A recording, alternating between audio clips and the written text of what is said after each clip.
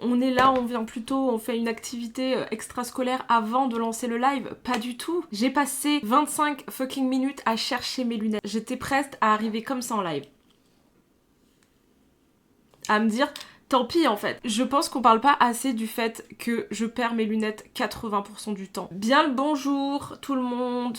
J'ai trop de choses à vous raconter. Il s'est passé trop de choses cette semaine. J'ai vécu 35 vies.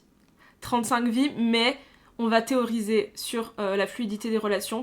Ok, je garde mes lunettes. C'est les lunettes d'enquêteur. Et je les ai retrouvées. Je les ai retrouvées parce que, évidemment, quand tu perds tes lunettes, tu te retrouves à chercher dans les pires endroits de l'univers. Tu te dis, il y a soit l'aléa du passé qui s'est dit, je vais les mettre là parce que c'est une bonne idée. 80% c'est pas une bonne idée. Mais je commence à avoir des bonnes idées mauvaises qui reviennent de façon récurrente. Donc je vais chercher dans des endroits un peu, voilà. Et la deuxième partie, c'est l'aléa qui n'en avait strictement rien à foutre. Et celle-là, quand tu dois retrouver ces lunettes. Ce matin, je scrollais sur mes réseaux sociaux parce que je suis allée récupérer tous les commentaires qu'on m'a laissés et que j'ai trouvé intéressants sous la vidéo de Seb sur la fluidité des relations. J'ai trouvé 3 vidéos sur la fluidité des relations, donc voilà. J'ai aussi trouvé un quiz pour savoir si on est des ronds ou des carrés. Et je me suis dit, comment commencer un live et se tremper la nuque que en sachant si on est des ronds ou des carrés. Je dois vous faire la suite des philosophes et de... comment ça s'appelle, Dieu est mort de Nietzsche. Parce qu'il s'avère que quand je faisais le montage, j'ai compris ce qu'il voulait nous dire quand il a dit Dieu est mort. Enfin, je crois avoir compris. Enfin, j'ai essayé de me comprendre, je t'en ok, peut-être. J'ai aussi appris quelque chose d'intéressant dans ma vie, c'est que j'avais pas besoin d'être à toute allure dans les lives. Pas besoin d'être hyper active. De toute façon, on est... Après, c'est juste que des gens restent longtemps ensemble. Je me dis, si je suis pas hyper actif... Et sans mon master, ah ouais, j'avoue, les Belges, vous avez pas ça, vous avez pas ça, vous savez pas ce que c'est cette souffrance d'envoyer 800 candidatures que personne ne va lire pendant vos périodes de master et de mémoire de recherche et de licence et de trucs là où on vous dit mais non, il faut faire 800 lettres de motivation, sachant qu'ils lisent 3 lignes de la lettre de motivation, même pas. Quel enfer. Alors, moi, je m'appelle Léa, jusqu'à là, carré. Ah, oh putain. Bon, vous oubliez, vous perdez vos affaires, lunettes de soleil, carte bleue, Navigo, etc. On est plus sur un... Ça arrive souvent, mais c'est même pas souvent, c'est extrêmement souvent. Alors, pour laver la vaisselle et les surfaces, vous avez une seule éponge que vous changez régulièrement, une seule éponge très sale, une éponge pour la vaisselle, une éponge pour les surfaces. Déjà, oui. Une éponge pour la vaisselle, une pour les surfaces et une pour... Oui. Vous avez une éponge dans votre évier après avoir fait la vaisselle sans l'avoir... Oh. Ça, c'est... Ça, en vrai, moi, genre, du coup, on a 2 éponges chez moi parce qu'il y a la mienne, interdit de toucher à mon éponge, et il y a celle de mon mec qui, il en fait ce qu'il veut avec. Mais il lave pas la vaisselle collective avec. Mon oreiller, il a un petit bouton cousu que comme ça quand je touche je sais que c'est mon oreiller parce que je ne peux pas dormir avec l'oreiller de quelqu'un d'autre. C'est à dire qu'on peut pas échanger les oreillers dans la nuit avec mon mec, sinon je peux en être malade. Je suis depuis enfant, je ne peux pas boire derrière les gens, je ne peux pas manger derrière une cuillère, derrière une fourchette ça se fait un peu, mais la cuillère là où il y a la petite salive et tout, un enfer. J'ai des trucs comme ça et je les avais quand j'étais enfant. Et comme tout enfant, en fait, je pense que c'est un truc qu'on développe normalement. Sauf que j'ai été traumatisée puisque dans ma famille, ils s'amusaient, comme j'avais des tocs de fou avec ça, à me lécher mes verres. Voilà. Hop, sur ce, quand vous allez au restaurant, vous réservez le restaurant, étudiez le menu. Non, vraiment, je m'en branle. Vous réservez souvent les restos la veille ou l'avant-veille pour être sûr. Vous ne réservez jamais sauf occasion spéciale. Vous ne réservez jamais. Déjà, oui. Vous ne savez pas vraiment dans quel restaurant vous êtes. Ouais. Mais moi, je suis quelqu'un de normal. Et moi, je regarde même pas... Les options VG, c'est un vrai bail, mais moi, je regarde même pas. Je me dis, vas-y, je mangerai des frites. Au pire, je serai avec des gens que j'aime. Après, je vais toujours dans les mêmes restos. Vas-y. Vous allez toujours dans le même resto, de toute façon. Vous avez cuisiné, mangé, vous êtes... Donc voilà, vous la ferez demain, vous la rincez... C'est bien mignon, le lendemain. Il y a des gens qui font la vaisselle tous les jours dans la pièce. Vraiment, la vaisselle, c'est un truc qui pourrait me faire... Mais si, en fait, tu la rinces. Mais c'est aussi, voilà, les questions. Comment on peut faire un entre-deux? Pourquoi les gens sont toujours comme ça, clivants, de devoir rentrer dans une seule case? Une seule case. Y a pas des gens qui... Voilà. Vous tâchez vos vêtements tellement souvent que vous y faites et vivez avec cette tâche en toute quiétude. Je commence à avoir des bails comme ça. Et on devrait normaliser le fait d'avoir des tâches. Déjà. Le mieux, c'est de casser la vaisselle.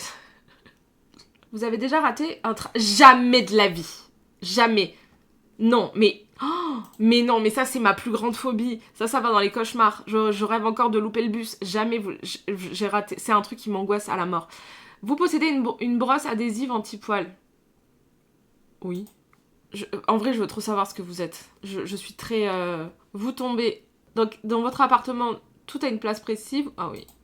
Ah oui. Oui. Carrément. Mais tout a un endroit précis, mais en bordel organisé. C'est-à-dire que si, par exemple, une brosse a plus d'intérêt d'être dans le couloir sur une étagère, elle sera dans le couloir dans une étagère. Elle va pas être dans la salle de bain si je m'en sers pas dans la salle de bain. On va dire que tout a une place bien précise, mais réfléchi en amont de comment rendre ça le plus fluide. C'est tellement dur de vivre que j'essaie de toujours trouver la façon la plus fluide de faire en sorte de pas me mettre des bâtons dans les roues. Ça marche pas toujours. Vous arrivez à ce qu'il y ait plus sur votre...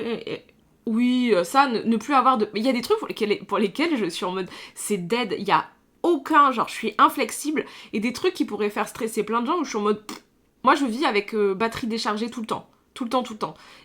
Je connais plein de gens comme moi, on vit avec la batterie déchargée, puis on dit, bah tant pis, ça va couper, quoi. Mais moi, ça arrive tout le temps, genre batterie déchargée. À l'instar de ma personnalité. Je sais pas si j'aime bien les carrés encore. Moi, je suis un carré aussi, de 15 à point, fidèle et agréable. Vous êtes un carré léger qui... Ah, alors, attendez. Quand vous cuisinez avec une poêle, vous utilisez des cuillères en bois ou des silicones mous? Ah, avez-vous déjà annulé un rendez-vous, oublié un rendez-vous avec des amis, soirée? Oui. Euh, Alors, vous êtes des carrés. Bande de carrés. Vous êtes un rond accommodant. Il y a quelqu'un qui m'a dit pareil, Speed Jam. Je suis comme toi, tu es comme moi, on se ressemble toi et moi. Nous sommes des carrés accommodants. Vous connaissez vos failles et faites généralement en sorte qu'elles n'impactent pas trop votre entourage. Vous êtes appréciés de vos pairs et menez une existence paisible malgré quelques frayeurs récurrentes, mais lunettes. On a mis la tête dans le bain. On peut y aller maintenant. Ça veut dire que je suis une personne de confiance pour parler des fluidités des relations. Je fais mes propres théories.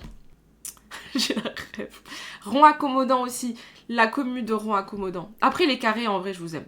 Vous avez le droit d'être des carrés. Avant d'être un rond, n'était pas un transfuge d'un carré.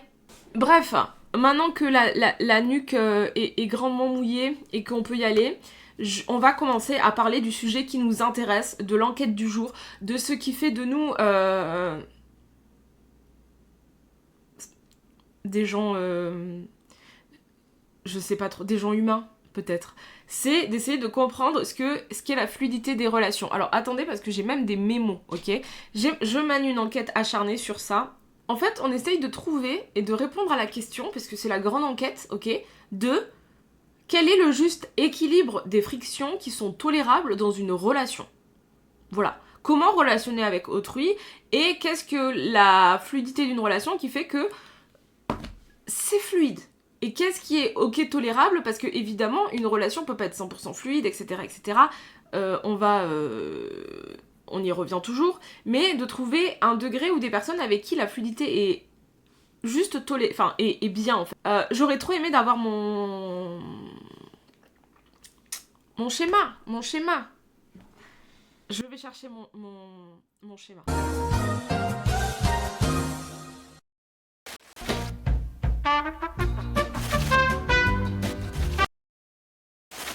Ce qui est d'abord, c'est que les goûts, finalement, sont des dégoûts. Alors ça, j'ai mis beaucoup de temps à le trouver. C'est le dégoût du goût des autres. Pour faire parler les gens sur leur goût, il faut leur faire parler de ce qui les dégoûte. Libre.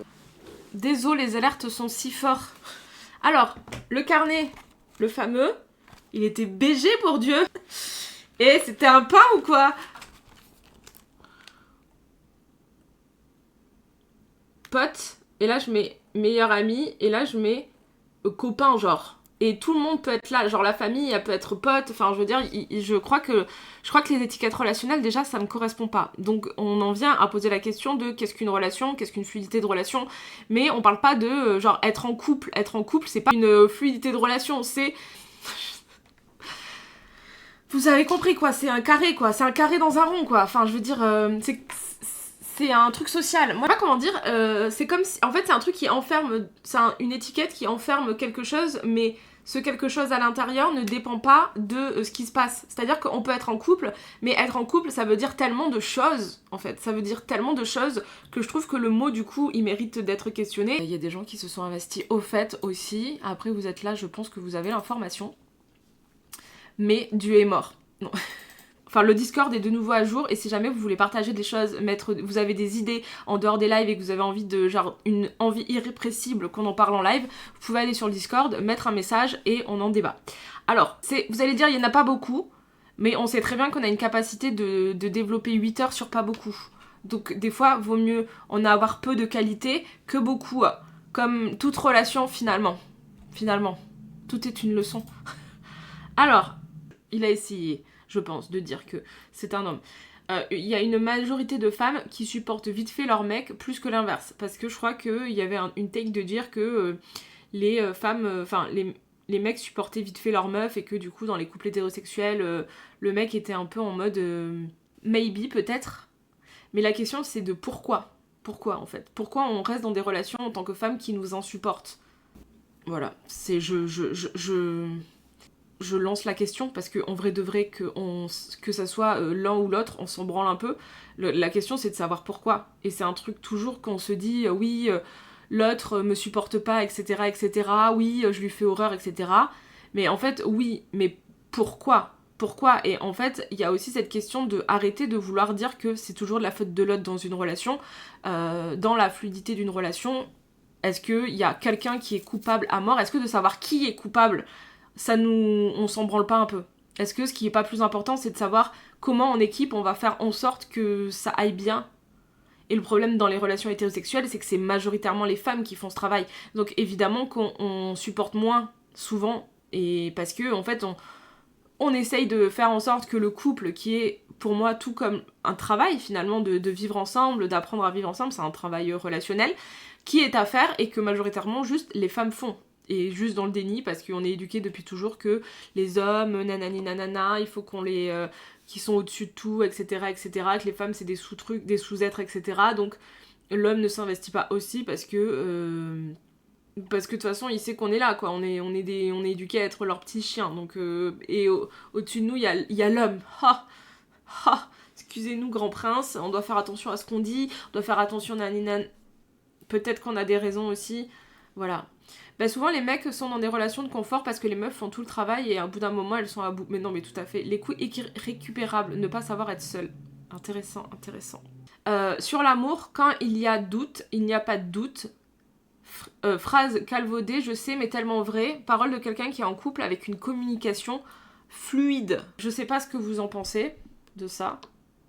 Moi, c'est une citation que j'ai toujours entendue. Quand il y a doute, il n'y a pas de doute. Et je sais pas... Moi, je doute tout le temps. C'est-à-dire, je doute. C'est-à-dire que je doute de faire des lives. Je doute de faire un live sur ce sujet. Je doute tout le temps. Mais est-ce que ça veut dire que s'il y a un doute, c'est qu'il faut pas le faire ? Il y a des gens, c'est leur DA de douter tout le temps. Il y a toujours des doutes, mais il faut voir quel genre de doute. C'est vrai. C'est vrai. Et il y a des fois, il y a des doutes et il y a de l'instinct aussi. Je trouve que si... On pourrait dire que si au fond de toi tu sais qu'il y a un truc qui va pas, tu sais, tu sens cette petite boule qui fait que t'es inconfortable et que tu dors pas la nuit et que ça te trotte plusieurs heures par jour, peut-être il y a un truc à creuser. Mais ou pour trouver plus un équilibre dans ce doute et voir ce que ça donne si tu fais autrement. Mais je pense qu'il y a toujours un peu de doute. Genre c'est sain de se demander ce qu'on veut et si on est aligné avec la personne en face. Bah ouais, je trouve aussi. L'histoire, c'est une histoire de manque de confiance. Le tout est de bosser là-dessus à mon avis. Mais du coup, tu penses que quand il y a un doute, c'est parce qu'il y a un manque de confiance tout le temps? Je suis d'accord, ils savent trop nous gaslight. Tellement, tellement, tellement. Tellement. Waouh, très bonne réflexion. C'est vrai que je me suis jamais posé la question avec mon conjoint. Et mon conjoint ne vient pas du même milieu social. Mais j'ai l'impression que c'est surtout nos valeurs qui nous rapprochent. Parce qu'on a fondamentalement les mêmes. On a 2 enfants et on est capable d'être raccord sur la même éducation sans trop poser de questions. Même s'il y a des clashs de temps en temps, ça reste ultra fluide, je dirais. Parce qu'il y avait la question de est-ce que ne pas venir du même milieu social... Pardon, j'appuie sur tous les boutons. Est-ce que ne pas venir du même milieu social, ça fait que... voilà. Les valeurs, c'est important. Est-ce que vous savez vos valeurs? Genre personnelles. Il y a des trucs, genre, vous êtes en mode c'est mes valeurs, c'est sûr. Les valeurs, c'est quoi? Du coup, on y revient. En philosophie, une valeur morale est un critère de choix qui guide le jugement moral des individus et de sociétés. Les valeurs morales forment un corps de doctrine qui prennent la forme d'obligations qui s'imposent à la conscience comme un idéal. Ok. Est-ce que la psychologie positive, on en a quelque chose à... David Laroche. Ouais, voilà. Pour moi, je sais pas, le mot valeur, ça me fait penser à un truc un peu de droitard. Genre les valeurs morales, nanani, on y revient, hein, de Dieu, tu vois. Alors, quelles sont vos valeurs? L'amour. Ça veut dire quoi avoir une valeur de l'amour? L'amour est un fort sentiment d'attachement. J'ai des valeurs de bienveillance, de bonté, pas du tout, je pense. Enfin, c'est ok, mais c'est pas forcément une valeur. La dignité, absolument pas ma valeur. La discipline, absolument pas ma valeur. La douceur, absolument pas la valeur. L'engagement, absolument pas ma valeur. La maîtrise de soi, la noblesse, l'obéissance, absolument pas. La paix. Évidemment, la paix, c'est... La paix, oui. Le partage, oui. La patience, oui. Franchement, la patience, pour moi, c'est une grande vertu. On est passé de valeur à vertu. Le respect, aussi. Ouais, après, le respect... Les notions de respect, je pourrais en débattre aussi. Je suis un peu en mode... Ouais. La responsabilité, la solidarité, la tolérance, et ainsi de suite. Ok. La problématique par les notions de valeur morale est de savoir ce qu'elles fondent celles-ci, si valeurs morales sont objectives ou subjectives. La crise de la valeur morale. Ok, ouais, ok, j'entends. Je trouve chelou cette liste, ma valeur c'est la joie. Ma valeur, c'est la joie. La famille. Oui, mais alors moi, une de mes valeurs c'est la famille, mais pour moi la famille ça n'a pas un sens strict dans lequel on a tendance à dire la famille c'est les liens du sang. Moi, j'ai une valeur familiale de fou, c'est faire en sorte que les gens que j'aime et mes proches soient heureux et épanouis et de mettre mon énergie, enfin en tout cas dans moi et dans les gens que j'aime, quoi, dans ma famille. Bienveillance, ça compte, ouais. Ma valeur, c'est l'humain, en fait. Mais c'est ma façon, c'est ma valeur en tout cas. Genre, mon but, c'est pas d'accumuler plein de savoirs ou d'accumuler plein de... Je suis un chasseur-cueilleur. C'est... Voilà. Je chasse des informations, je les cueille, et ensuite je fais caca qui font des plantes qui laissent des graines. Voilà, c'est ça. Mais on est en communauté et on est nomade. On peut partir, mais pas tant. On peut changer, être des fois plus en chasse, plus en cueil, des fois plus en agriculture, on sait pas. Mais globalement, pour moi, l'humain, j'aime trop les humains. J'ai vraiment un truc de toute ma vie, je pensais détester les humains, mais pas du tout. Pas du tout. Par exemple, la loyauté est une valeur très forte chez moi au point où ça a pu me faire du mal. Aller jusqu'à la dévotion ou la donner à une personne qui ne la mérite pas. Avec le travail psy, j'y ai bossé et trouvé un équilibre pour ne pas qu'elle me bouffe. Je vois tout à fait ce que tu veux dire. La loyauté, je vois vraiment ce que... Il y en a pour qui le lien du sang c'est supérieur à tout. Moi, s'il y a un connard dans ma famille, je le respecte pas. Ouais, le lien du sang c'est tout un... On se demande... L'inceste.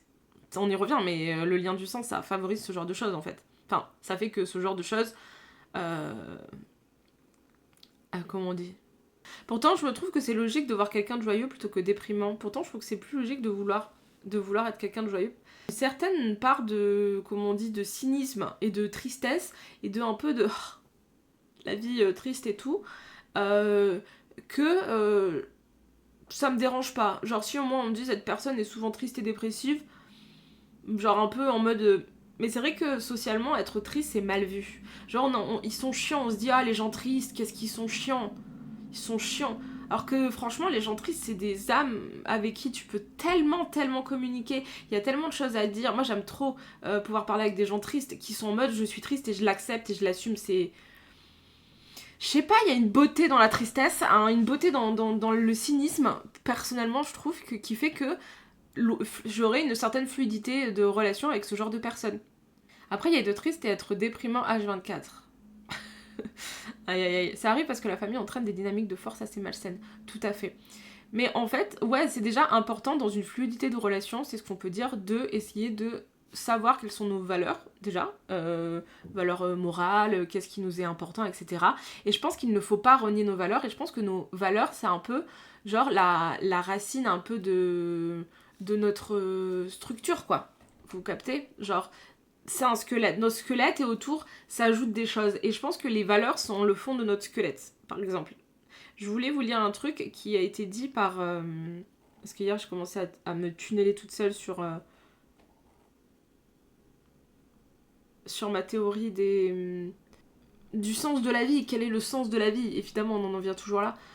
J'étais en spectacle de Laura qu'elle a eu hier soir et j'ai beaucoup ri. C'était la deuxième fois que je la voyais. À la fin du spectacle, elle a dit qu'elle était dépressive. Ça m'a pas étonnée malheureusement. Et j'ai eu les larmes aux yeux d'émotion. Oh, c'est un acte... C'est un acte fort de pouvoir le reconnaître, franchement. Mais je pense que, ouais, je pense que les gens qui sont tristes et qui l'assument, ils ont des choses à apporter intéressantes. Et qu'on devrait pas être en mode oh là là, les gens tristes et tout. Moi, tu sais, quand tu dis ah, t'es triste, ah, faut pas être triste pour ça, ah, mais non, mais pleure pas pour ça et tout, je suis en mode mais lâchez-moi la grappe, j'ai le droit d'être triste pour ce que je veux. Ensuite, il y a ce message qui dit tant que ton mec il te tape, il te. Je rigole, c'est du cynisme. C'est du rire jeune. J'ai tendance à rigoler tout le temps dans les pires moments. Entièrement, je peux rire. Entièrement, je me force et je me fais violence. En fait, tu m'annonces la pire nouvelle, il se passe la pire chose, je peux rire. Je peux rire ou bailler, instantanément. Tant que ton mec te bat pas et est honnête et à peu près bon, c'est bon. Alors, vraiment, genre, si ton poisson nage dans son bocal, enfin, je veux dire, c'est qu'il va bien, tu vois. Genre, s'il fait juste... S'il respire, en fait, ça va, genre... Enfin, je veux dire, quel est-il ?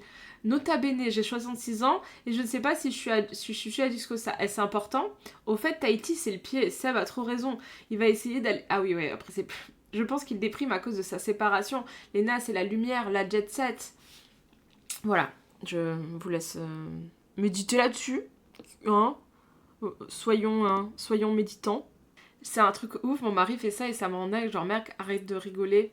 Enfin, la personne te dit un truc grave. En vrai, c'est souvent parce qu'on veut pas se connecter avec la tristesse. Moi, en public, gros public, je vais le faire. La barre est au sol en dessous du niveau de la mer. Non, mais je veux dire, si ton... Non, ok. Ok. Moi, on a quand même des critères dans les relations de l'autre me tape pas. Sinon, t'imagines si ton seul critère, c'est cette personne me tape pas et cette personne est gentille. Franchement, je serais en couple avec beaucoup de gens, en fait. Peut-être pas tant, hein.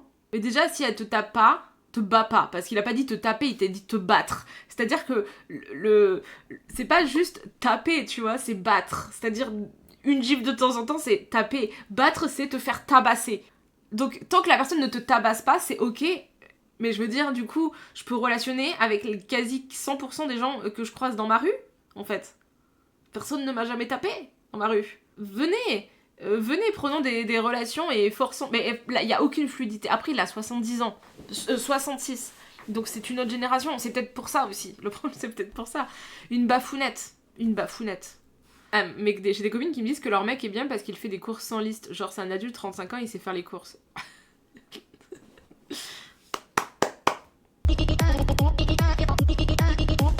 Purée, on en est là. J'ai trouvé ce message très très mignon, donc j'avais envie de le lire.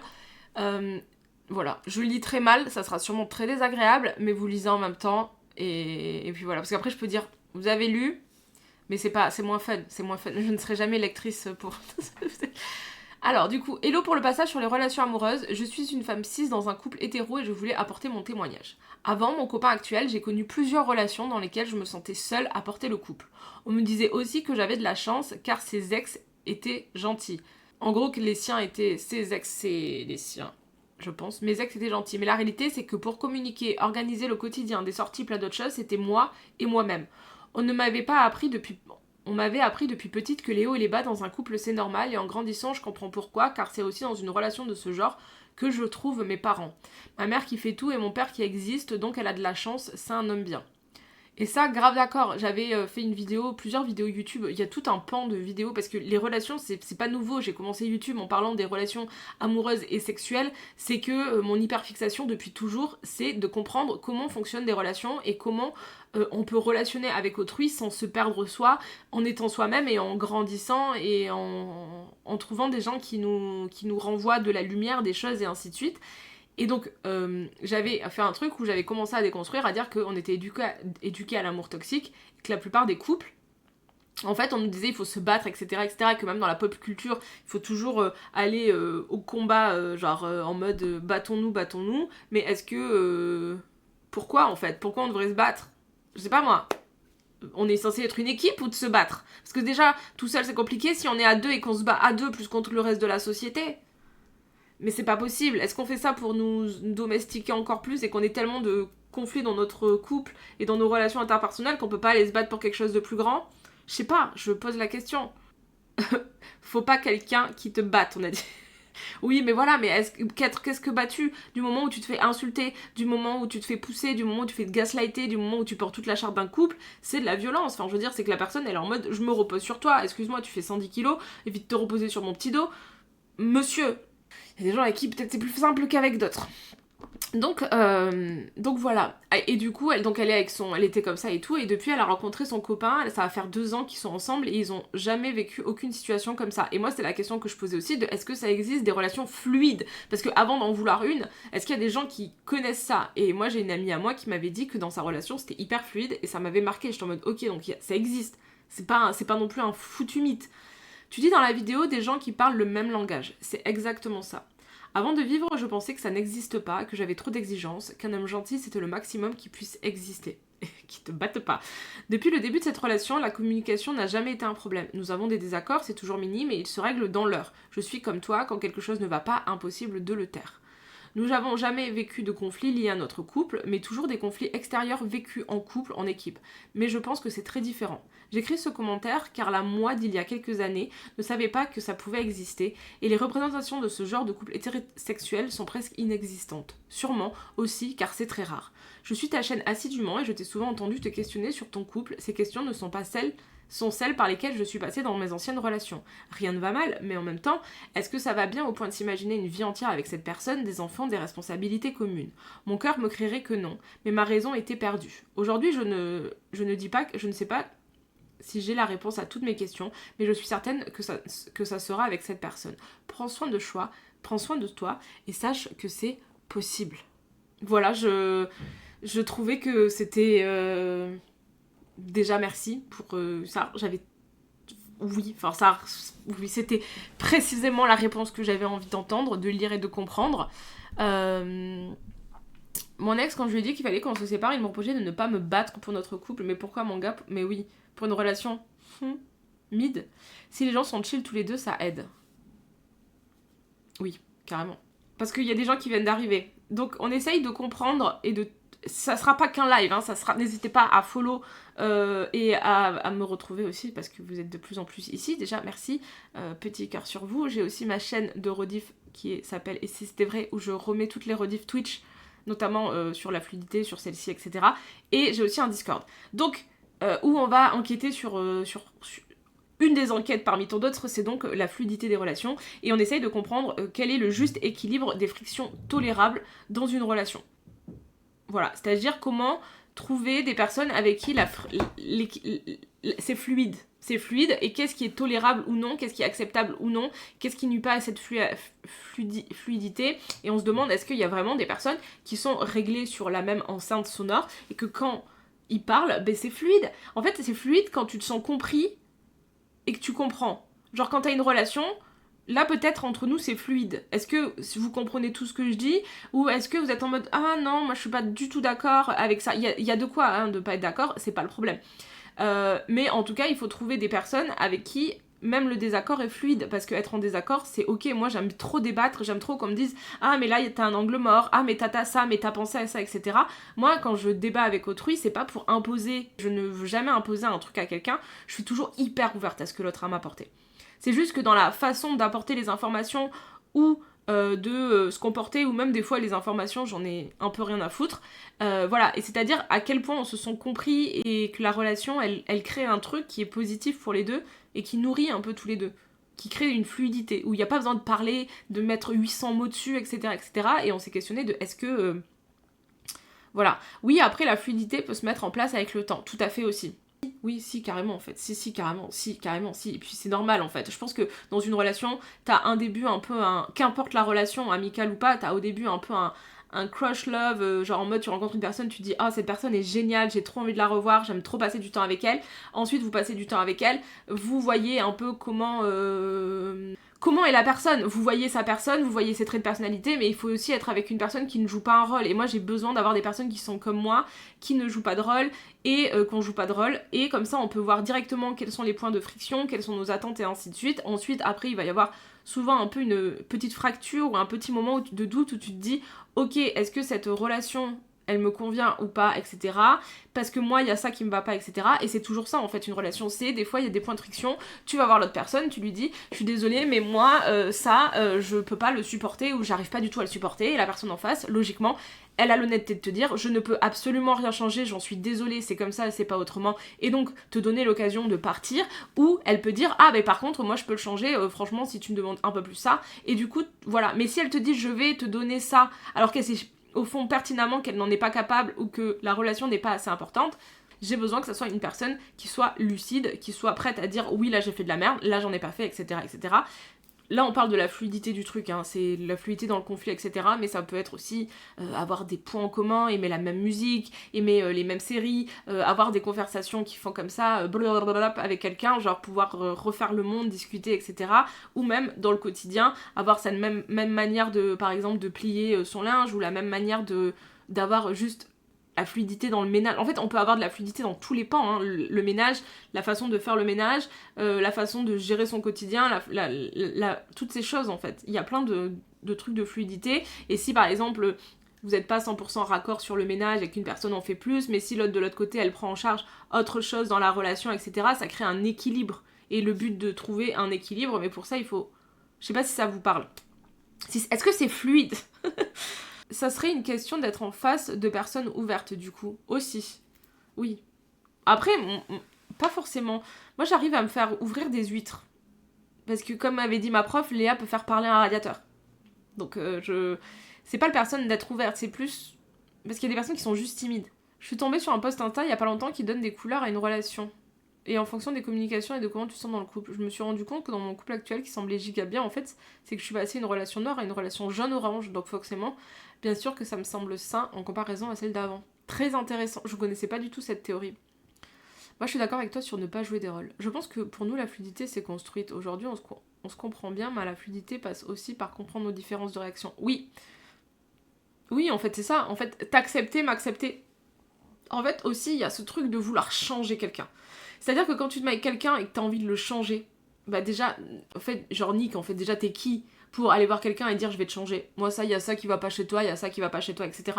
En fait, juste relationne pas avec la personne. Qui es-tu pour demander à quelqu'un de changer? Et ça, vos hommes médiocres, je suis désolée, mais vous allez pas à les changer. Partez en fait, restez pas avec. Restez pas avec. Genre, vous allez pas les changer, vous allez juste vous épuiser.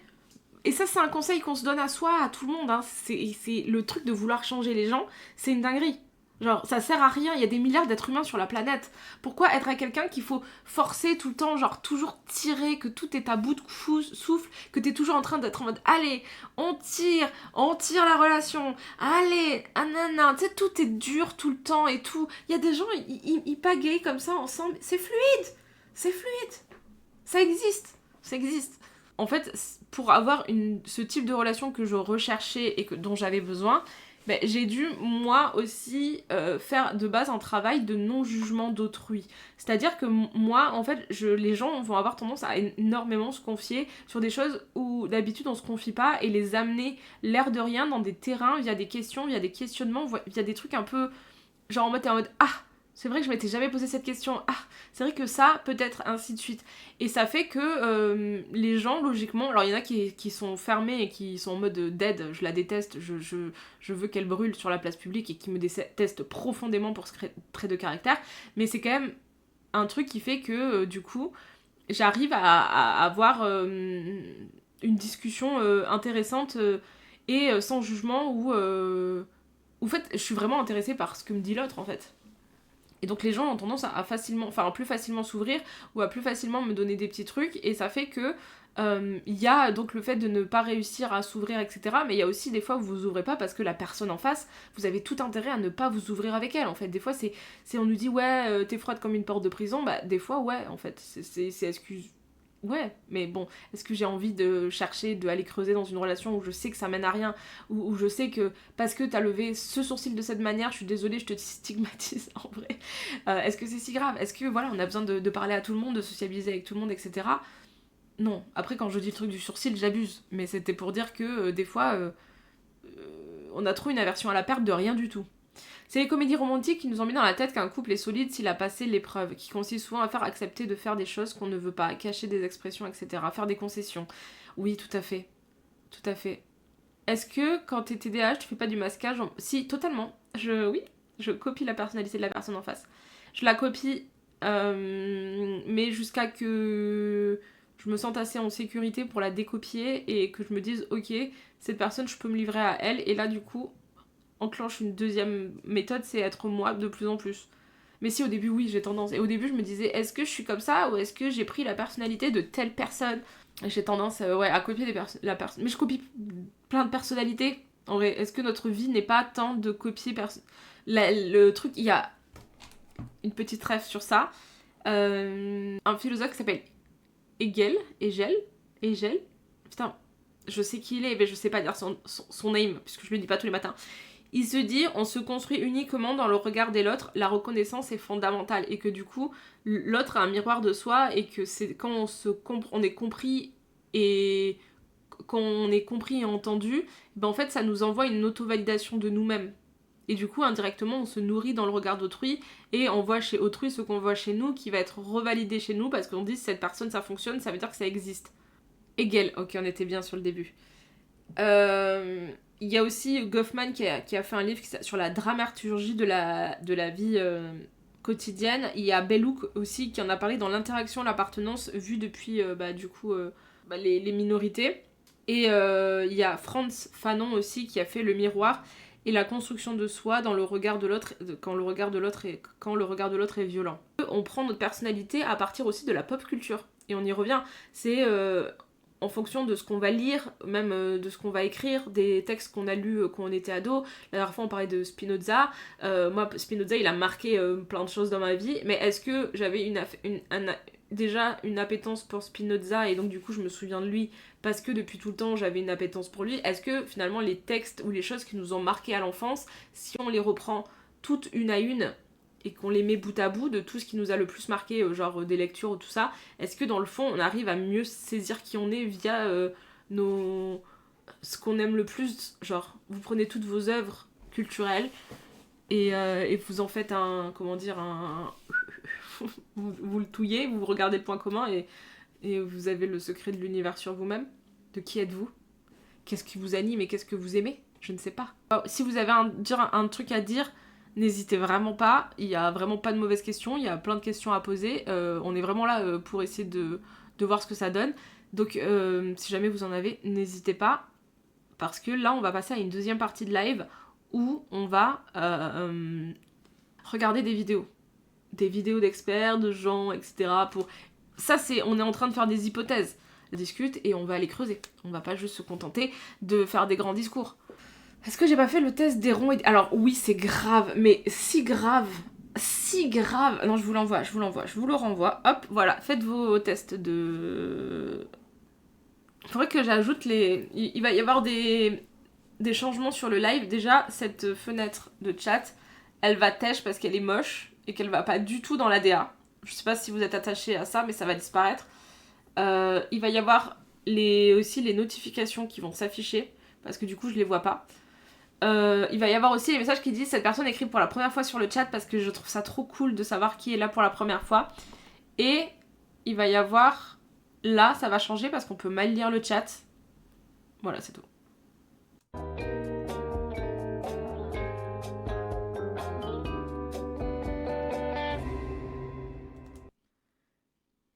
Bonjour.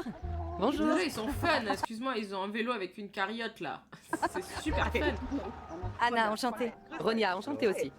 Il y a un truc aussi de est-ce que la personne me plaît physiquement, etc. Perso, je sais que le physique et même l'habillage extérieur, c'est-à-dire le genre et tout, c'est quelque chose dont je m'en bats les reins. Moi, je cherche vraiment une connexion, genre, avec quelqu'un qui se fait, genre, cognitivement, émotionnellement et tout, et que le physique passe en second plan. C'est-à-dire que, en fait, en plus, le physique, je trouve que c'est un peu traître, parce qu'il y a des gens, quand vous les connaissez et que c'est vos potes, et bien à la base vous les trouvez pas forcément très beaux et ensuite quand vous apprenez à les connaître vous les trouvez très mimi. Il y a des gens que vous trouvez très beaux, quand vous apprenez à les connaître vous les trouvez plus du tout très mimi, et surtout l'âge fait que comment on dit, fait qu'on vieillit aussi très rapidement, enfin très rapidement ou pas, mais notre corps est marqué par le temps et la beauté c'est quand même quelque chose de très subjectif. En plus de ça, je sais que personnellement il y a plein de gens qui me trouvent physiquement pas folle, genre à la base, et qui vont, quand on va avoir des discussions, etc., en fait me trouver genre mimi, et moi c'est réciproque. Genre il y a des gens avec qui je me dis physiquement, juste ok tiers, enfin genre je m'en branle un peu, et la personne elle va parler et je vais être un peu en mode ok, ok. Et en fait le physique pour moi, il y a trop un truc de est-ce que c'est vraiment le plus important? Après, il y a quand même des critères, évidemment, sur lesquels je vais être un peu tatillonne parce que j'ai des tocs, entre guillemets, et que j'ai des mini-critères, notamment liés à la bouche. Mais à partir de là, en vrai, si j'aime vraiment la personne et tout, je peux m'acclimater à tout, en fait. Genre juste l'hygiène corporelle. Mais c'est plus un critère de physique, du coup, c'est un critère de... C'est le charme. Ouais, je sais pas, l'énergie, l'aura, le truc, il y a un truc qui fait que, je sais pas, il n'y a pas de critères physiques, vraiment pas. Moi, mon mec, à la base, je le trouvais vraiment pas ouf, et maintenant que je sors avec lui, je l'aime et tout, et c'est genre la plus belle personne que je connaisse. Ça me parle aussi. Moi, il y a vraiment des gens en mode, je suis en mode, oh, et après, je suis en mode, oh, waouh, mais en fait, il y a tout un charme, tout un truc qui passe bien au-delà des traits physiques. Et aussi, il y a beaucoup de personnes qui sont beaux et belles socialement, mais que je trouve fades. Vraiment, je crois que j'ai un truc avec les petits trucs qui sont un peu... voilà. Qui sont pas tout lissés. Après, je dis ça, j'ai un mulet, donc... Je sais pas, je l'aime pas. Ça giffe pas avec cette dame. Parce que j'ai l'impression que sa vision de l'amour, elle est très capitaliste. Après, je pense qu'il faut que chacun apporte. Mais comme elle est considérée comme la psy et qu'elle parle d'évolutionnisme. Mais plutôt un guide.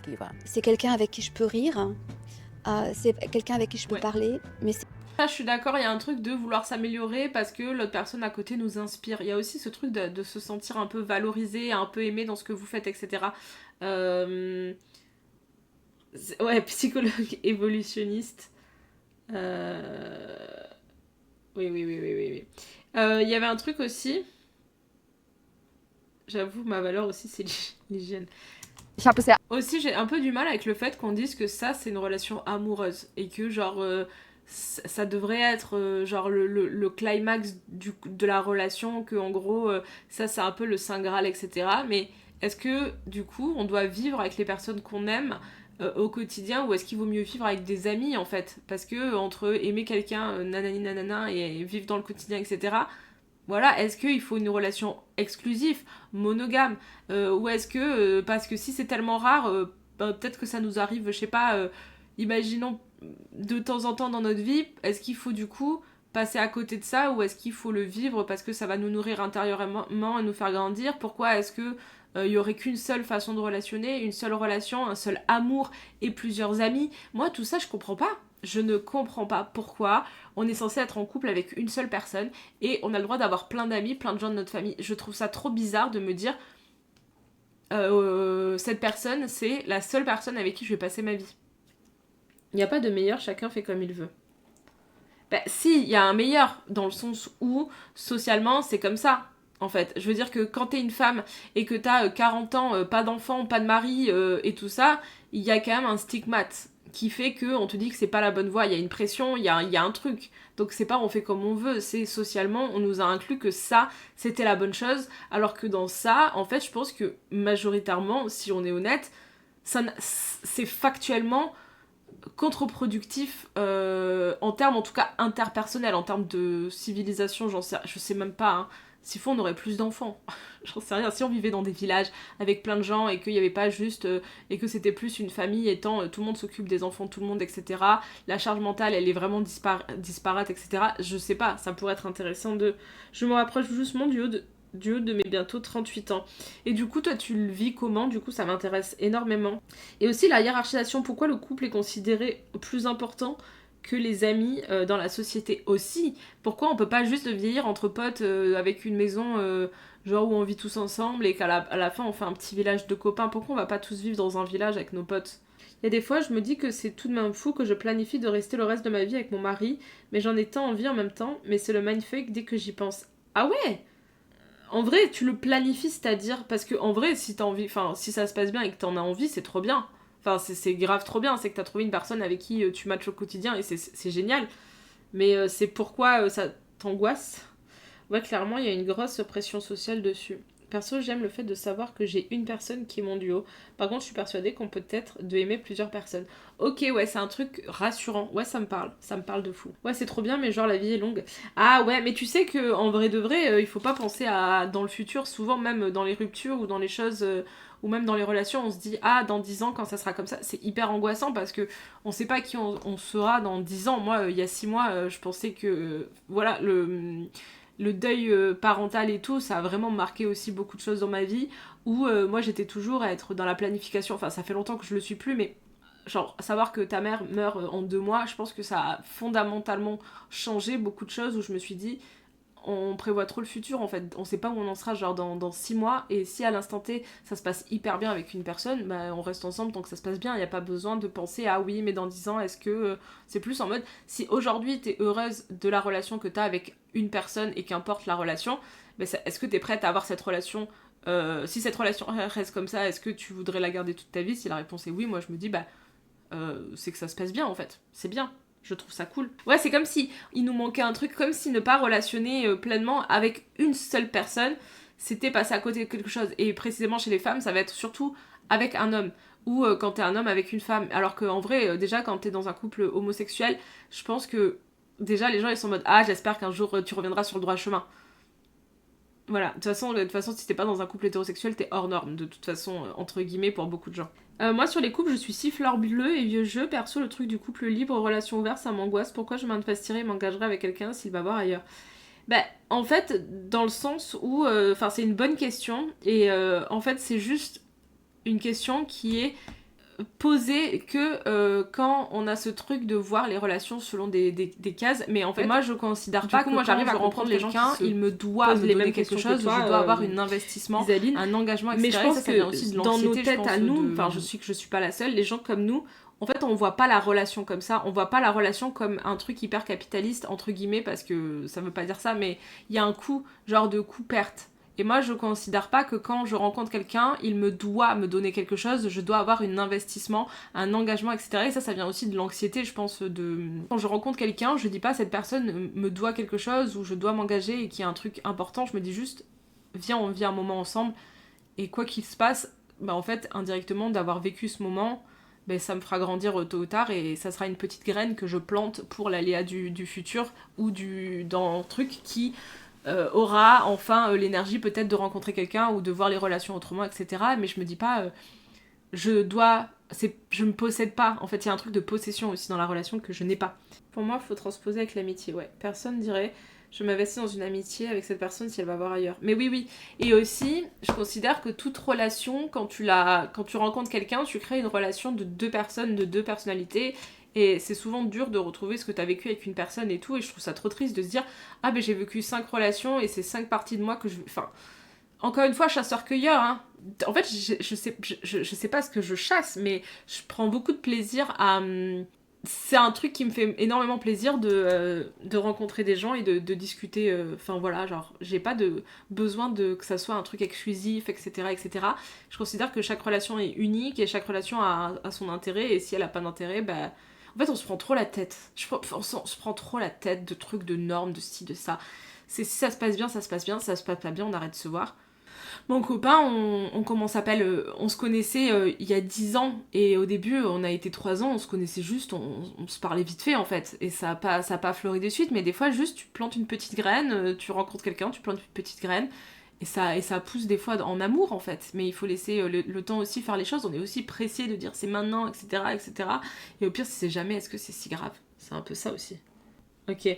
Mais du coup, c'est assez étrange, mais moi l'impression que le débat sur les relations c'est une question petite bourgeoise, c'est super intéressant, mais le caractère ultra individualisant met de côté les dynamiques macro-sociétales. Ah oui, non, oui, totalement.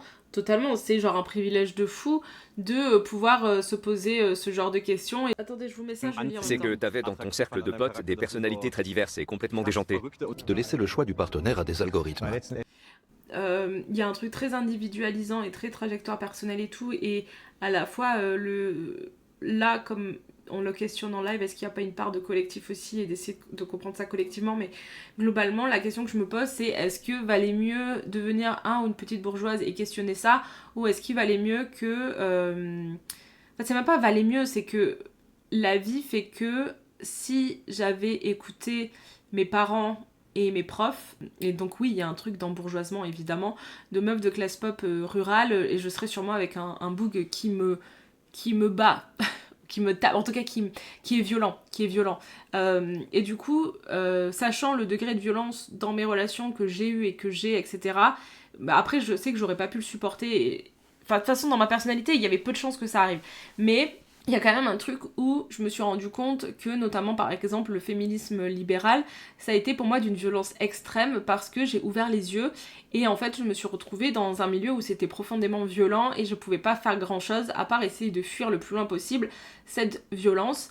Aujourd'hui c'est une violence que je comprends, que aujourd'hui, enfin je pense que je pourrais plus facilement relationner avec quelqu'un de mon milieu social sans qu'il y ait ce truc parce que il y a un peu une ascendance qui se fait, notamment le fait que j'ai acquis plein de choses et qui fait qu'il y a des choses que je laisserai jamais passer, et au contraire ça pourrait être une relation hyper intéressante, mais du coup il y a tout un truc de aussi pour les gens de se retrouver en couple par obligation parce que l'argent, etc., financièrement et ainsi de suite, il y a toutes ces questions qui sont hyper importantes dans le couple, mais je trouve que le couple, on nous dit trop c'est la solution alors que ça l'est pas en fait. C'est pour moi enfin si, dans notre société ça l'est, mais franchement ça ouvre tellement, pour moi vraiment la famille c'est le berceau des violences et de la domination, et donc je pense que oui, le questionner ça reste un privilège, mais qu'est-ce qu'il faut le questionner? Je trouve qu'on le questionne pas assez, plutôt même. Et du coup oui, quand t'as quelqu'un qui s'en sert pour disqualifier un rapport de domination, etc., oui évidemment. Si je me mets avec quelqu'un, c'est que je l'aime vraiment, que je veux traverser les épreuves de la vie, grandir, m'améliorer. Le couple aux relations libre ouvert, ça me met en exerce mes insécurités, j'aurais l'impression d'être trahie.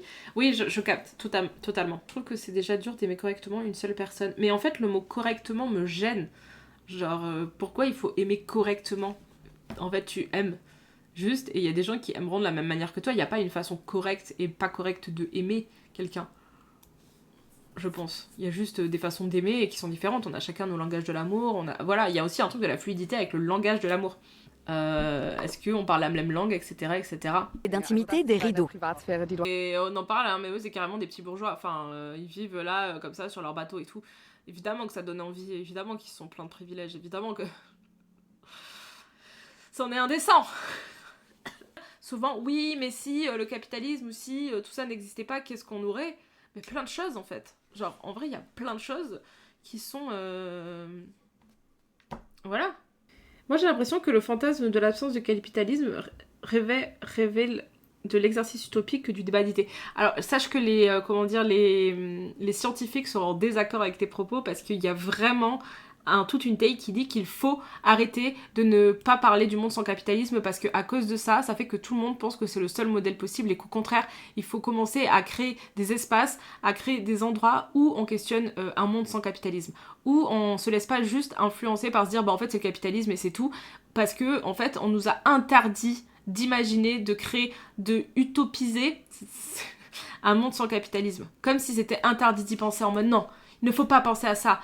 Mais en fait, imaginer, c'est quand même la base de l'humain. Si on ne peut plus imaginer, qu'on nous interdit d'imaginer, bah non. Enfin, je veux dire, non, ça me semble trop triste. Et au contraire, en fait, c'est devenu tellement une norme qu'on n'a plus le droit de questionner que non. Non, je suis pas d'accord. Il faut, au contraire, parler de ça, de se dire qu'est-ce qui serait possible, qu'est-ce qui pourrait être fait, etc. Parce que si on parle pas d'un truc, à part après, si évidemment tu veux pas que le capitalisme chute et que tu votes PS et tout, évidemment que t'as tout intérêt de dire qu'il faut pas penser à ça. Mais enfin, je veux dire, c'est que politiquement, t'as pas les mêmes atomes, enfin les mêmes intérêts politiques que ceux qui vont essayer de construire un monde sans ça. Moi, je sais que utopiquement, et encore une fois, comme dans une relation, on en revient au truc des relations, mais on est dans un, comment on dit, dans un monde où politiquement, à l'instant T, ça se passe pas bien en fait. C'est horrible ce qui se passe. Enfin, je veux dire, on peut pas rester comme ça, juste à dire tant pis, c'est comme ça et pas autrement. On est des grains de riz dans une matrice énorme, dans des milliers de générations et générations. La relation qu'on a avec nos dirigeants, c'est aussi une relation. C'est aussi quelque chose qui fait que c'est pas ok d'être docile, de fermer sa bouche et de dire c'est comme ça. Et comment on nous éduque dans la relation avec les profs, comment on nous éduque dans la relation avec le savoir, comment on nous éduque dans la relation avec nos proches, notre entourage, etc. C'est des manières de dire que en fait c'est des relations normales et qui sont violentes parce que c'est des relations, excusez-nous, mais les relations qu'on a avec les politiciens, avec la politique française, elles sont violentes. Et du coup, c'est des relations qu'on n'est pas censé juste dire bon se passe pas bien, mais tant qu'il nous bat pas, hein, tant qu'il nous bat pas, tant qu'on se fait pas tirer dessus parce qu'on a une idée, est-ce que c'est si pire ? Ça en revient à ça, et moi je suis pas d'accord. Moi je veux que si en tout cas j'ai pas d'enfants, ou s'il y a des enfants, ou si la terre sur sur des années à venir, je me dis je veux essayer d'avoir contribué à ce que les futures générations, le truc ça se passe bien, même si je suis très fataliste sur le sujet. Voilà, relation toxique et abusive avec Manu quoi, enfin je veux dire c'est une relation et personnellement elle ne me convient pas. Donc j'essaye d'imaginer comment peut exister autre chose. Si on regarde honnêtement, les sociétés durent de l'en quitter avant, le capitalisme est juste une évolution de ce qui existait avant. Oui, dire que l'absence du capitalisme allait à l'utopie, c'est oublier la question de la transition. Est-ce que c'est cette transition et avoir le but trop fixe ? Oui, tout à fait. Non, mais de toute façon, c'est très très intéressant et c'est un vrai truc à dire, oui. Le truc de la transition est importante. Mais encore une fois, il faut y aller. Enfin, il faut pas avoir peur de faire les choses et d'y aller, en fait. Toute démarche et toute action ne vient que si et seulement si, de base, il y a eu un questionnement, un truc qui dit, ok, il y a un truc plus beau peut-être ailleurs. Et du coup, c'est à ça où il faut créer des imaginaires et se dire, on sait pas où on en sera, mais en tout cas, c'est sûr et certain de quitter une relation parce que ça marche pas, c'est quand même, pour moi, très important. Ça me semble... Bonjour. Bonjour. Je commence. Non mais grave, quand t'as une relation avec quelqu'un en monogamie ou même pas en... ce que tu veux, mais avec qui il y a de l'amour et que c'est fluide, excusez-moi, mais... En fait, je me dis, dans le fond, moi, je suis une amoureuse de l'amour. Évidemment, c'est une valeur. Je suis une amoureuse de l'amour. J'adore ce sentiment, j'adore aimer, me sentir aimée. Enfin, je veux dire, pour moi, c'est plus important qu'être riche. C'est vraiment, tu me dis, tu peux avoir 1 million d'euros où t'es sûre toute ta vie d'être aimée et d'aimer, ou être super riche, mais je prends tellement le sentiment d'aimer et d'être aimé. Et en fait, c'est là où on en revient, on est dans une société capitaliste où on travaille tout le temps, où le modèle fait qu'on n'a pas le temps de se pencher sur nos relations, qu'on essaye déjà de survivre, qu'on essaye déjà de manger, qu'on essaye déjà d'avoir un toit, de ci, de ça, et après on nous dit, bah oui, mais en plus il faut être aimé et tout, et t'as peu de temps encore qui te reste pour aller te taper dans des relations, d'aller être en mode, etc., où du coup ça te demande de prendre sur toi, d'être dans des insécurités, de vivre du rejet et ainsi de suite, de avoir toutes ces choses qui sont trucs et où il y a des gens qui se sont dit ça c'est grave, ça c'est pas grave, c'est d'une complexité de zinzin, mais dans le fond, moi je pense que je suis une amoureuse de l'amour. Je pense qu'il y a une part de moi qui est très très comme ça. Affirme qu'on peut prédire lesquels seront encore ensemble dans 5 ans et lesquels seront séparés. Passe aussi en dehors de la pure communication verbale. Trop de langage. On y revient. Est-ce que maintenant, j'ai la question à vous poser, est-ce que quand j'avais fait ma story pour dire trop de langage, etc., est-ce que vous êtes en mode elle abuse? Est-ce que maintenant, je commence un peu à... Est-ce que vous étiez déjà convaincu un peu peut-être? Ou est-ce que maintenant vous commencez à vous dire peut-être que le langage, finalement, on met trop de choses dessus? Ou vous êtes en mode laissez-la celle-là avec son langage. Sociologue, tu peux communiquer beaucoup et que la personne ne comprenne pas. Moi j'ai bien remarqué ça. En fait, je suis arrivée aussi, je considère que je suis arrivée au bout du bout concernant la vocalise. Vous voyez, je suis la personne qui met des tunnels, je parle tout le temps, beaucoup, je vocalise beaucoup, etc. Parce que toute ma vie, on me disait « Oui, mais en fait, c'est parce qu'on n'a pas compris. » On m'a toujours fait porter la non-compréhension ou la non-truc sur le fait qu'on comprenait pas ce que je voulais ou ce que je disais ou qui j'étais, etc. Donc, j'ai lu, j'ai fait plein de choses pour essayer de faire comprendre. Je peux vous faire comprendre plein de choses juste avec un dessin, avec une chanson. Il y a plein de manières de s'exprimer et de parler, de dire ce que t'as sur le cœur, etc. Mais même quand tu t'exprimes dans le plus clair et le plus fluide des choses, avec le plus de trucs en disant là, t'es l'heure, nani, nana, de façon littérale, avec 8 pages de comment tu te sens, et ben, il y a des gens qui lisent ça et qui à la fin ils disent ah ok, et qu'ils ont pas compris. Ils ont pas compris. Et c'est ok, il faut juste accepter qu'il y a des gens, bien que tu utilises des milliards et des centaines de milliards de mots, ne comprendront jamais ce que tu as à dire. Et pas parce que tu exprimes mal, mais parce que les mots ne peuvent pas réparer tout et qu'il y a des gens qui ne comprennent pas. Et que, voilà, et que réciproquement, il y a des choses qu'on comprend pas et que des fois on perd trop un temps à parler du langage alors qu'il y a toutes des micro-interactions et d'autres choses qui font que trop de mots. Trop de mots. Et moi au début c'était dur, j'étais en mode non, tout le monde devra me comprendre. Genre je veux trouver une façon de communiquer qui va avec tout le monde et tout. Et en fait j'ai abandonné, je me suis dit non, il y a juste des gens qui veulent pas, enfin qui ne peuvent pas, enfin juste vous parlez pas la même langue en fait, c'est pas grave. Toujours l'amour de ma vie. Immer noch die Liebe meines Lebens. Vous êtes mignon.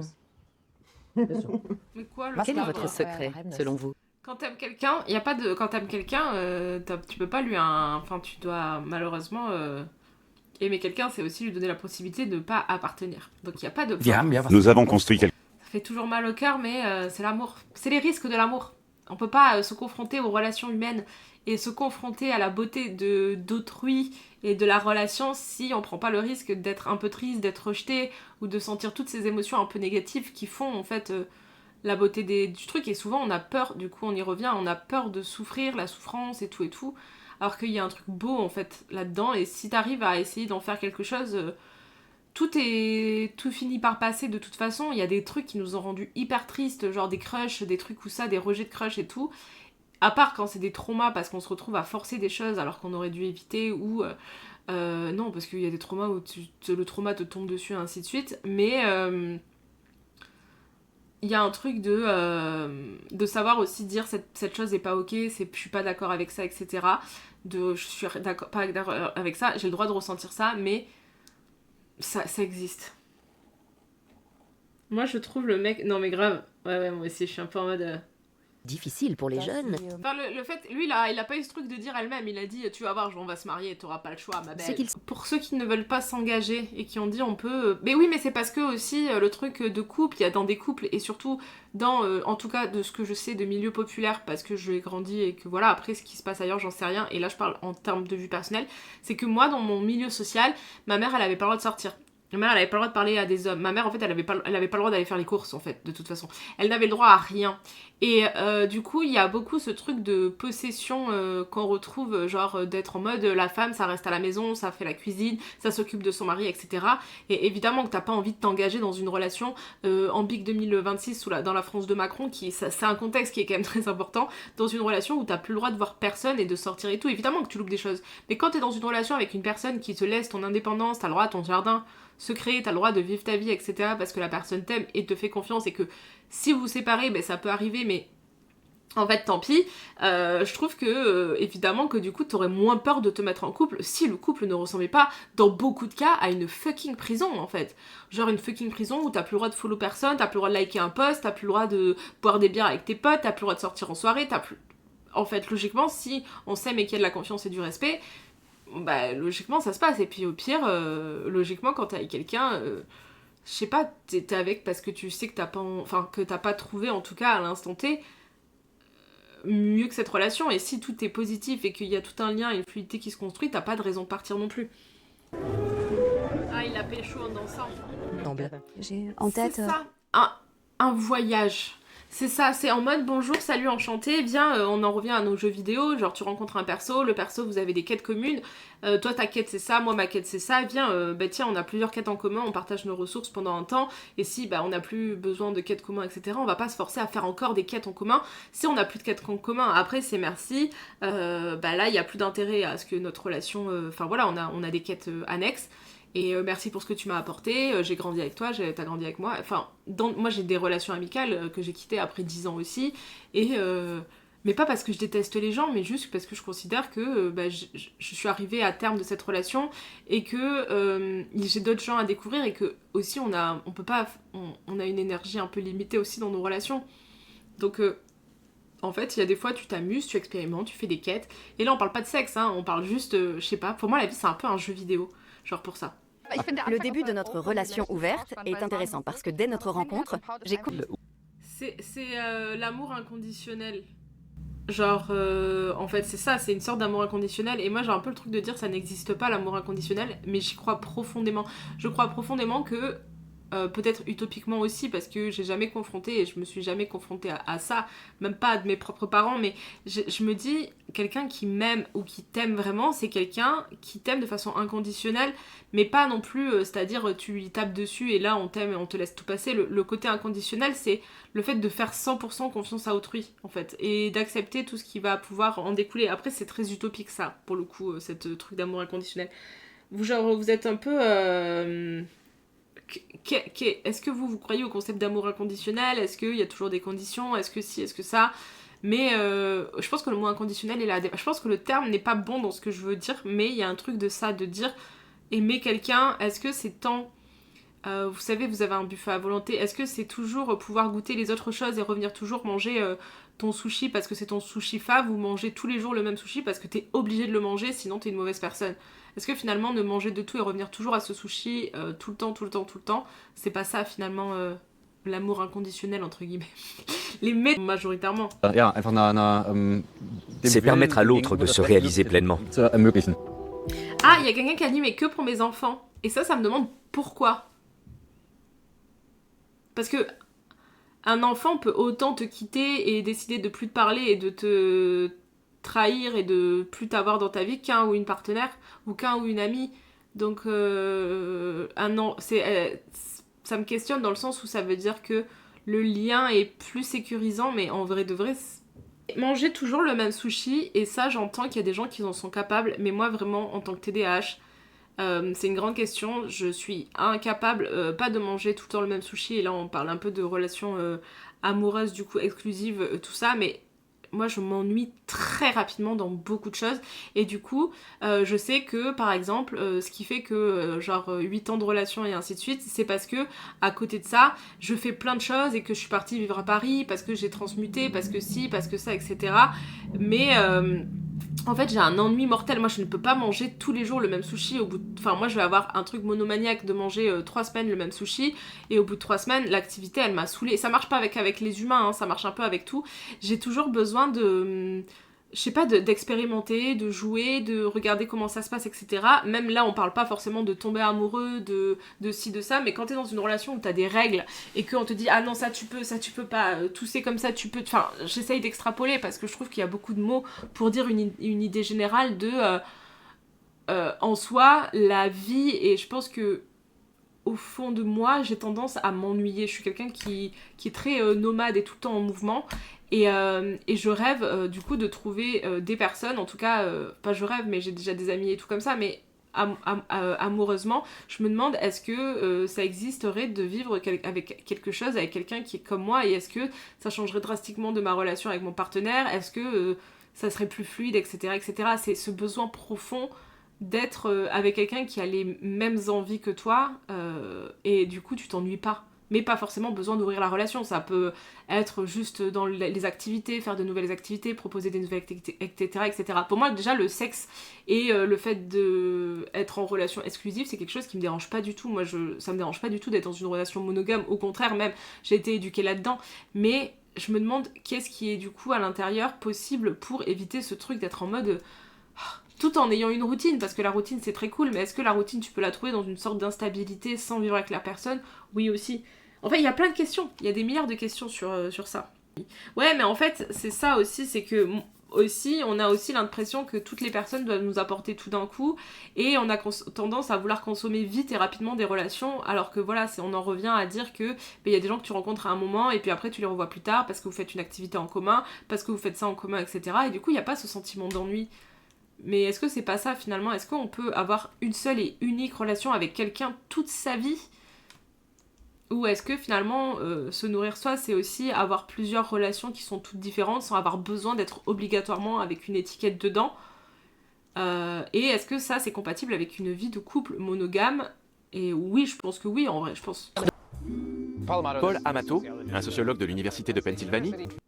Mais par contre, si t'es en relation avec quelqu'un que déjà tous les amis ont ça et que la personne t'apporte pas un plus... En fait, c'est aussi très important d'avoir des amis autour parce que, imaginons que t'es dans une relation, t'as pas d'amis, donc tu peux pas savoir ce qui se passe ailleurs. T'es dans une relation et t'as des amis, enfin, ou t'as des gens autour de toi, il y en a un qui va t'apporter l'humour, l'autre les activités et tout, et du coup, t'as plein de choses, et ben tu peux très rapidement voir ce que ton partenaire t'apporte réellement dans la relation, et du coup, voir surtout ce qu'il ne t'apporte pas. Et c'est très important de... En fait, voilà, c'est relationner avec... C'est plein de trucs comme ça. Dans quelle mesure diriez-vous que votre relation est aussi une amitié ? De toute façon, il reste 3 minutes, 5 minutes, 10 minutes de trucs. Mais j'ai été à Amsterdam pour le décès de ma mère. Et en fait, on s'est rendu compte, et ça a été un peu le grand truc avec mon copain, de dire, moi, personnellement, j'adore crapahuter dans les rochers, j'adore l'aventure, j'adore sortir, j'adore voir des choses, j'adore rencontrer des gens, j'adore. Par contre, je ne supporte pas ne pas avoir un endroit ensuite pour me poser et me replier. C'est-à-dire que en termes d'aventure, et là on parle d'aventure de façon un peu en mode... mais ça en dit long sur le monde dans lequel on vit de toute façon. Mais en termes d'aventure, j'ai besoin que quand je rentre, je puisse me prendre une douche... genre mes petits besoins de bourgeois, quoi. Me prendre une douche, manger et dormir dans un endroit où c'est confortable. Voilà. Et à côté de ça, après, tu peux me faire vivre tout ce que tu veux la journée, tant que le soir j'ai ça, ben ça va. Et c'est ça qui fait aussi beaucoup de choses dans le monde, c'est que moi, j'ai aussi ce truc de pouvoir vivre des aventures, et c'est ça qui fait aussi un truc chez les bourgeois, et notamment les petits bourgeois et tout. Après, il y a un degré d'acceptation et ainsi de suite, mais ils ont un endroit où ils peuvent être bien, quoi. Genre c'est... Mais du coup, on y revient. Tout est un tunnel dans tunnel, finalement. Mais le manque d'amitié qui rend les mariages malheureux. Et est-ce que les gens qui sont dans des relations plus ouvertes et dans les relations comme ça, est-ce que c'est pas des personnes plus neuroatypiques parce que voilà, enfin, je veux dire de toute façon toute question sociale c'est des trucs de petits bourgeois et ça on y revient souvent de dire oui c'est de la branlette intellectuelle et ça en est, mais par exemple moi quand je suis allée à l'EHESS j'ai rencontré des personnes trans, j'en avais jamais rencontré avant. Et moi, dans mon milieu populaire où j'ai vécu, déjà, dire que t'étais gay, c'était impossible. Et donc, de faire une transition, d'assumer que t'étais une personne trans, c'était des sujets dont on ne parlait pas. Et évidemment que, du coup, en parler, etc., pouvoir faire une transition, pouvoir avoir l'argent pour, ça devient un truc de petit bourgeois individualiste, entre guillemets. Mais est-ce que c'est si grave ? En fait, est-ce que des fois juste, bah ouais, excusez-nous, on vient sur cette terre, c'est déjà assez compliqué, est-ce qu'on peut des fois juste trouver des espaces pour faire autre chose, juste pour les pas, mais est-ce que finalement, si collectivement on se questionne sur ces sujets, et qu'on arrive à mieux comprendre ces sujets collectivement, est-ce qu'on pourrait pas vivre socialement dans des choses plus fluides ? Est-ce que finalement, ça permettrait pas d'ouvrir d'autres portes ? Et évidemment, il y a les trucs de domination de genre, de classe et de race, comme on dit en sociologie.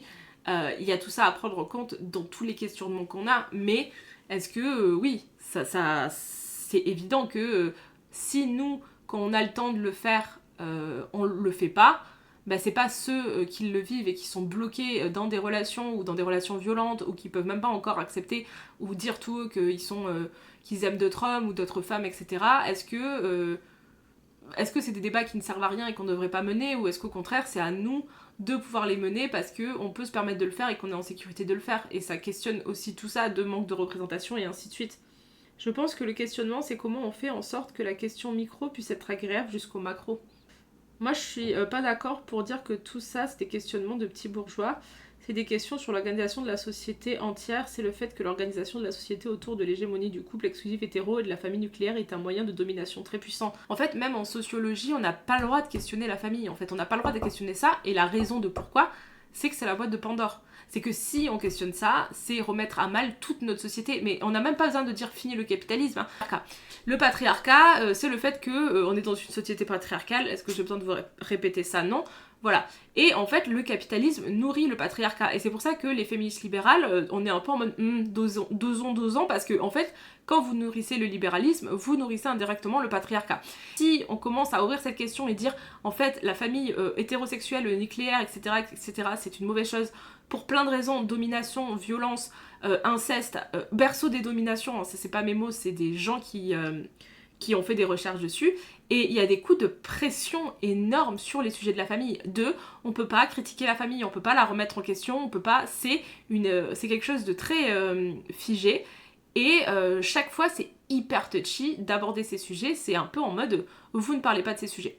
Et c'est aussi touchy que de dire ouais, un monde sans capitalisme, hein, de dire un monde sans famille en fait. Les gens sont en mode on n'a pas le droit. Et on n'a pas le droit parce que en fait le truc de l'inceste c'est un vrai bail. C'est un vrai bail, et je sais plus qui a fait j'ai un problème avec les pseudos, mais elle avait fait un incestomètre de qu'est-ce qui était ok dans des relations parents-enfants, etc. etc. De oui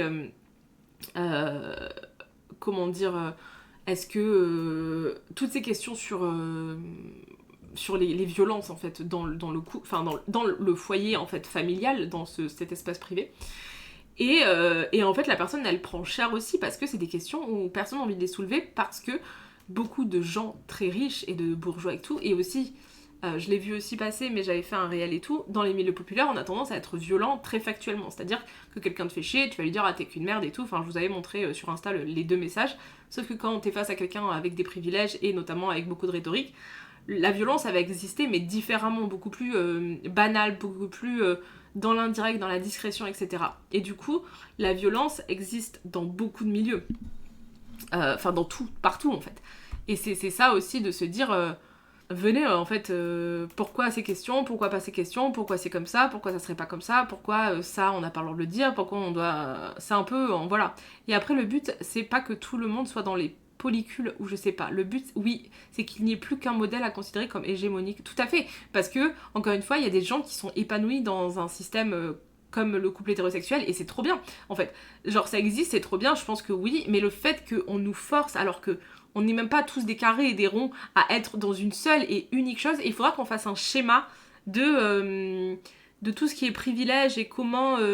parce que là, on fait un truc global, etc. On essaie de comprendre la globalité, mais on va évidemment creuser en profondeur. C'est le concept de faire des méga tunnels, c'est de prendre des choses qui nous intéressent et de creuser. Mais moi, il y a tout un truc de la domination. Notamment dans la fluidité des relations, à comprendre avec qui on peut relationner pour minimiser les dominations, est-ce que c'est possible, etc. C'est un sujet hyper complexe. Et le but, c'est pas de dire c'est comme moi qu'il faut faire, mais juste de dire je suis persuadée qu'il y a des gens comme moi, qui ont les mêmes interrogations que moi, et si collectivement on peut discuter de ça, et s'apporter des nuances, et de mieux comprendre comment on fonctionne, ben laissez-nous faire de la branlette intellectuelle. Enfin, je veux dire, tout est branlette intellectuelle, tout livre est branlette intellectuelle, tout est branlette intellectuelle. La culture est branlette intellectuelle. Mais ça a toujours existé. Enfin, le divertissement est branlette intellectuelle aussi, finalement, mine de rien. Je pense à un autre volet, c'est que les débats assez minoritaires, où il n'y a pas de centre, c'est deux opposés qui s'affrontent, et il y a un peu de tiède pour les fins des débats. Oui, aussi, oui. En plus, c'est giga systémique, l'inceste, ça dépend pas du milieu social. Et plus il y en a dans les familles, tu as de la chance de reproduire quelque chose qui se rapproche. Si t'es dans le déni, c'est... Oui, et puis surtout que la violence envers les enfants, là, vous savez, il y a eu l'affaire de Liana, c'est ça? Je sais plus si c'est ça. Mon mec est arrivé en folie furieuse en me disant « Oui, t'as vu ce qui se passe, etc. » Et Bruel, et tous ces gens, je sais pas. Et en fait, je suis arrivée à un stade où quand il me raconte ça, j'ai pas envie d'en parler. Je veux pas en parler. En fait, genre, oui, en fait, je sais que ça existe. Si je suis autant aigrie et autant dépressive et autant comme je suis, c'est parce que j'ai bien conscience que tout ça existe, même l'affaire Epstein là. Oui, en fait, est-ce que ça m'étonne? Non, en fait, je suis arrivée à un truc, ça m'étonne pas, et parce que ça fait longtemps qu'on en parle, ça fait longtemps qu'on le pointe du doigt. Si on est féministe, si on est militant, si je suis féministe matérialiste, c'est que j'en ai conscience. Je me fais pas chier à me torturer l'esprit et à être dépressive, à être mal dans ma vie et à être triste juste parce que... Bon, non, je suis comme ça parce que je suis relou. Non, c'est parce que j'en ai extrêmement conscience. Sauf que c'est hyper compliqué parce que y a des gens qui le découvrent maintenant. Alors c'est très bien, merci, c'est très bien. Mais excusez-nous, on est hyper en avance sur ces sujets. Donc quand vous venez nous dire « Ah, je suis choquée ça », oui, j'entends, vous t'es choquée. Mais ça fait des années que j'en parle. Ça fait des années que je le dis et qu'on me fait passer pour la rabat-joie de service. Je suis pas rabat-joie, en fait. Et du coup... y a des sujets, sur ces sujets-là, il y a des personnes avec qui je ne veux pas parler, parce que je considère que on fait pas de mal. Nous, en tout cas, il y a des branlettes qui finissent Tout est une histoire de branlette en fait. Tout est une branlette en fait. Est-ce que c'est plus grave de faire de la branlette physique que de la branlette intellectuelle? Pourquoi on a le droit de ken et pas de faire de la branlette intellectuelle? Excusez-nous, il y en a qui s'épanouissent plus en faisant de la branlette intellectuelle qu'en ayant des rapports intimes sexuels. Alors en plus, la branlette intellectuelle, il n'y a pas d'MST, il n'y a pas de risque de faire des enfants. Et pas mal.